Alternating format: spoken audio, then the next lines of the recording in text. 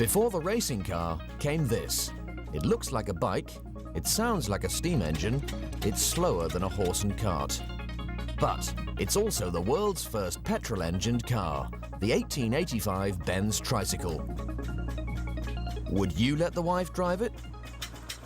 One of the tricycle's biggest fans was Carl Benz's wife, who made the first long-distance car journey, setting off with their daughter to visit relatives 2 towns away.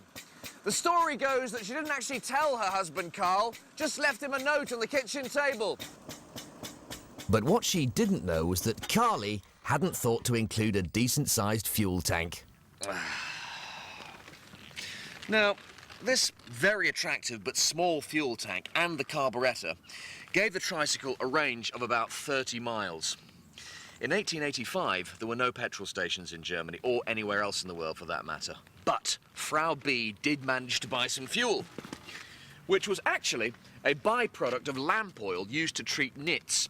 And she managed to buy it at a local village pharmacy, which survives to this day with the proud motto, the world's first gas station. So, Frau Benz got home safely and the future of the petrol-driven car was secured. The internal combustion engine made cars as we know them today possible. But what is it? Well, in its simplest form, it's one of these.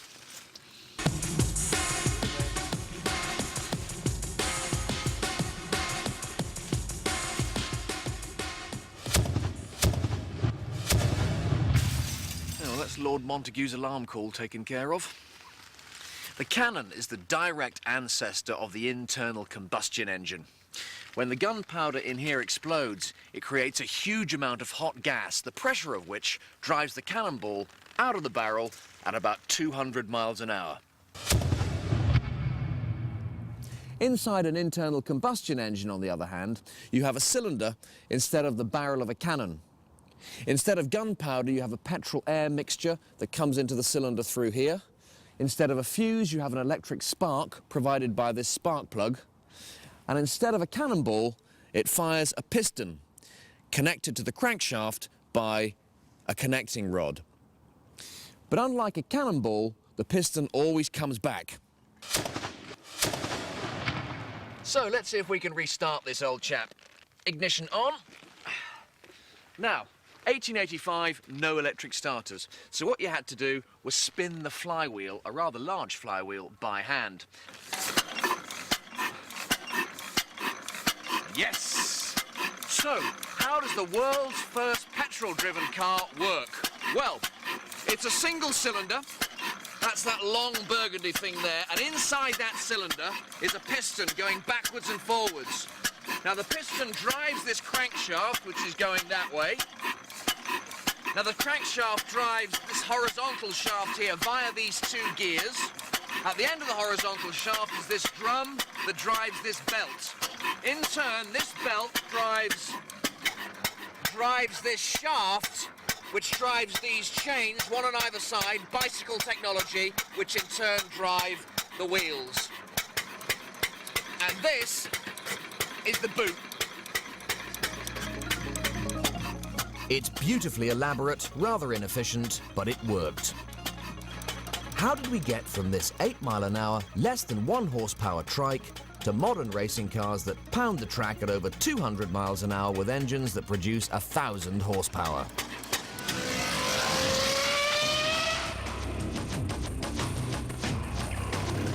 The next step was the multi-cylinder engines of the veteran era. Every year, hundreds of these turn-of-the-century cars get together for a celebration of speed. The Emancipation Run was introduced in 1896 to celebrate a change in the law that raised the speed limit for motor cars to a dizzy 14 miles an hour, finally competing with the horse and carriage. I'm riding in a 1903 4-cylinder Daimler owned and driven by Lord Montagu of Beaulieu. It's my first London to Brighton run and I'm totally thrilled. What better way to spend a wet, cold Sunday in November? This year there are over 400 entries dating from between 1895 to 1904.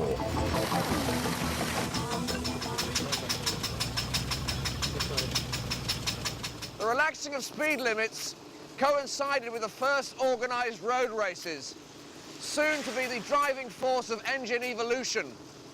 This was an important test for the petrol engine against keen competition from steam cars and electric cars. Steam cars have been around for almost 300 years. In the 1890s, they were as powerful as the new petrol cars, but not as reliable. And they needed frequent stops to refill the boiler with water. Electric cars were more reliable, but slower, and after about 40 miles needed to completely recharge their batteries. Overall, it was a victory for the petrol engine. For steam and electric cars, the days were numbered. We've made it to Brighton and completed the course at a white-knuckle average speed of 22 miles per hour. When the speed limits were relaxed here in Britain in 1896, car engines had a lot of reserve power to unleash.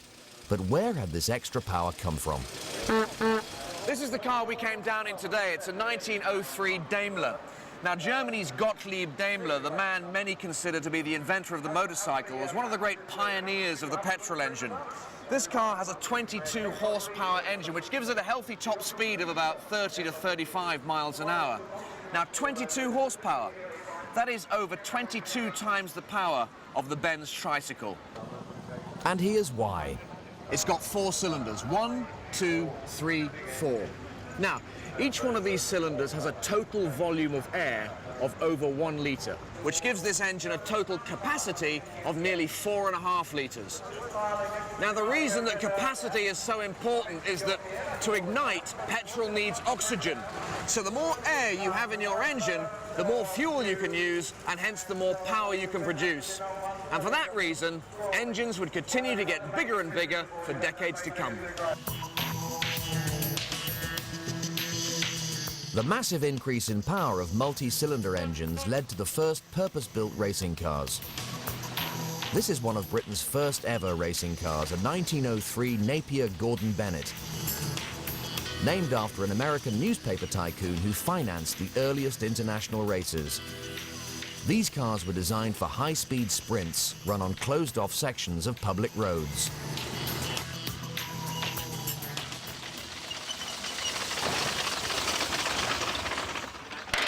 Napier's Gordon Bennett cars used 4-cylinder engines with very large cylinders. Total capacity for this engine is 7.7 litres, which is nearly 2 litres per cylinder, producing 40 horsepower, which is just about double the power of the most powerful production cars of the day, such as the Daimler. And get this car, 80 miles an hour in 1903. It's a beast. It became the new fashionable topic of conversation in Edwardian dining rooms. I say, dear boy, how big are your cylinders? If you want to see some really massive cylinders, come and have a look at this. Just a few years later, Fiat produced its 1907 Itala. Still just 4 cylinders, but these may well be the largest ever, over 3.5 litres each. That's a total of 14.5 litres of air to explode a large amount of petrol for each revolution of the engine. And this one turned at 1,200 revs per minute, producing 120 horsepower. The problem this engine has is that with cylinders that are so massive, the pistons and the connecting rods are huge as well. The vibrations were enormous, and the higher the engine revs, the more likely it is to self-destruct. And that's the reason, in all probability, that this engine will never run again. With cars like the Itala, engine size and racing car speeds were getting out of control. Even on closed-off roads, the casualties and the death rate was climbing. What was needed was a racetrack. The first purpose-built racetrack was opened here at Brooklands in Surrey in 1907, closely followed by tracks in France, Italy, and the United States. The first racetracks were designed for pure speed. The corners were steeply banked so that cars could maintain close to top speed all the way around the track. New world speed records soon passed the 100 miles an hour mark. The outer edges are almost vertical. Get that high and you're on a wall of death. And for many drivers, that's exactly what it was. The track hosted the first British Grand Prix in 1926, and as well as racing, it was a venue for speed and endurance records. Brooklands is home to one of the most amazing racing cars ever. A one-off of extraordinary beauty built in 1933 for gentleman racer and land speed record breaker John Cobb. It's a car with an unbelievably massive engine.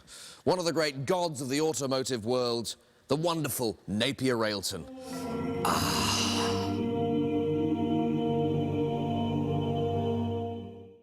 In the 1930s, racing car engines reached their most massive. And this one is one of my leading contenders for the greatest car ever built, John Cobb's Napier Railton. And here it is, 12 cylinders, a capacity of 24.5 litres producing 500 horsepower. It's completely different to almost any other car engine ever, and there's good reason for that. It's not a car engine at all. This is an aeroplane engine. So what on earth is an aeroplane engine doing in a car? Well, the first aircraft, in fact, used what were essentially petrol engines designed for cars. During World War I, many manufacturers, including Napier, were told to stop building car engines and concentrate on building aircraft engines for fighters and bombers. That war effort produced this, the Napier Lion Aero engine. Basically, the same lumbers you'll find in the Napier Railton. The 12 cylinders are arranged in 3 banks of 4, known as a W formation. And if this engine could keep churning out 500 horsepower in a dogfight over northern France, then it had everything that race driver and land speed record breaker John Cobb wanted on the track. At Brooklands, Cobb set a track record of 143.44 miles an hour, which still stands to this day. Since the Brooklands track isn't open anymore, we've brought the Napier Railton to a test track to find out just how good it really is. Only 3 people in the world are insured to drive this priceless, irreplaceable vehicle. Unfortunately, I'm not one of them. But what I can drive is this. It's one of the few cars that came close to matching the speed of the Railton in the 1930s, the fabulous Blower Bentley. And I'm going to see if this green giant can take on the might of the Silver Surfer. It's a rare privilege to drive this wonderful car, but it's also quite a challenge. Gear changes are a bit of an art in this car. We're in 3rd at the moment. Oh, yes, sir. Wah. So let's see if I can keep the Blower Bentley ahead of the Railton. Not ideal conditions, but we're both getting up to, well over 50 down the main straight. No, can't beat it. Must be quite a thrill to be a rivet on a Napier Railton body panel. These 2 cars are basically 2 of the great gods of the automotive history. The Railton's massive engine made it the fastest racing car of its generation, but the Bentley ran it close with a much smaller engine. To find out why, the clue is in the name. So why is it called a Blower Bentley? Well, this bit here is the blower, otherwise known as a supercharger. Basically, a huge compressor inside here sucks in the fuel-air mixture and then forces it into the cylinders at a much higher rate, producing much more power. In other words, if you stuff twice as much air into a 4-litre engine, you get the power of an 8-litre engine. That's the principle. The fans inside the supercharger are driven by the crankshaft. So the faster the crankshaft turns, the more compressed air you get. And more air equals more power. So the faster I go, the more power I get. Scary. As it turned out, it was this idea of getting more power from a smaller engine that won the favour of the all-important race organisers. They wanted smaller, lighter cars that would perform well on tight, twisty racetracks that were more like real roads. After World War II, a new philosophy emerged. The racing world wanted to see Close competitive racing that tested driver skill, the cornering and handling abilities of the car, and not just out-and-out speed and power. The race organisers decreed that it was simply not acceptable to put an aeroplane engine in a racing car. They had this funny idea that racing should be safe as well as exciting. So strict limits were put on engine size to limit engine power, initially a maximum of 4.5 litres. But nothing would stop the engine designers' lust for power. Massive engines were history. Engine designers faced a new challenge: to get massive amounts of power from much smaller engines. But it was several decades before that challenge was met. Until the 80s, Formula One regulations on engine size kept power down to the 500 horsepower mark of the 1930s. Suddenly, everything changed, and by 1986, racing engine power shot up to nearly 1,500 horsepower, an almost ludicrous amount of power even for a single-seat racing car. And this was the car that did it, the BMW-powered Brabham Formula One car. Mad, mean, and rather dangerous to drive. Bizarrely, the engine inside that Formula One car started life inside this saloon car. Driving around in a BMW 1500 Neue Klasse, a 1960s mid-range production car with a top speed of about 90 miles an hour. Who possibly would have thought that there, lurking under the bonnet, was the world's most powerful racing car engine ever?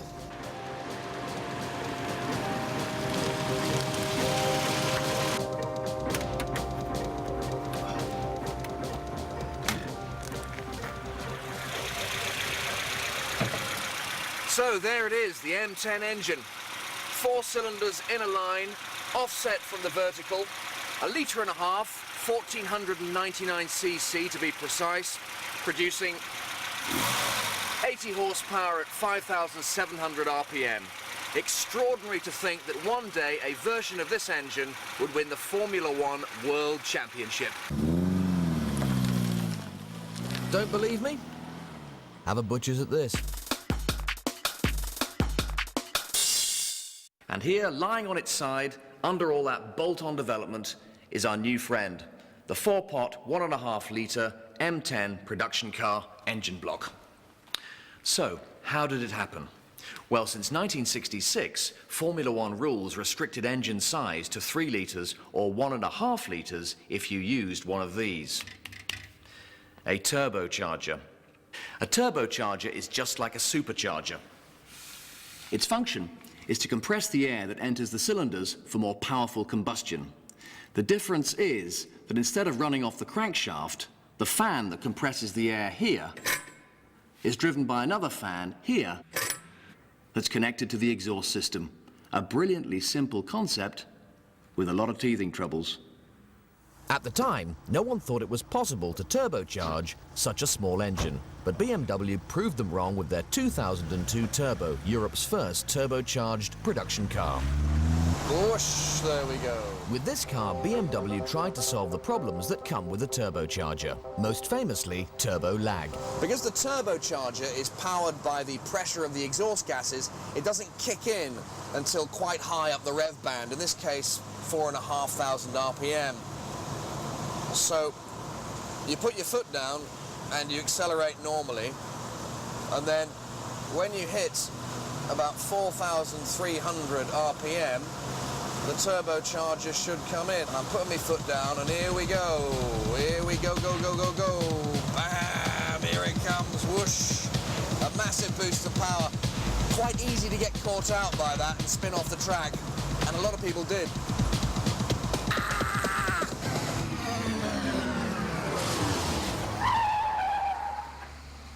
After considerable success with the 2002 series on the racetrack, BMW took the seemingly insane step of using the M10 engine block as the basis for a new turbocharged Formula One engine.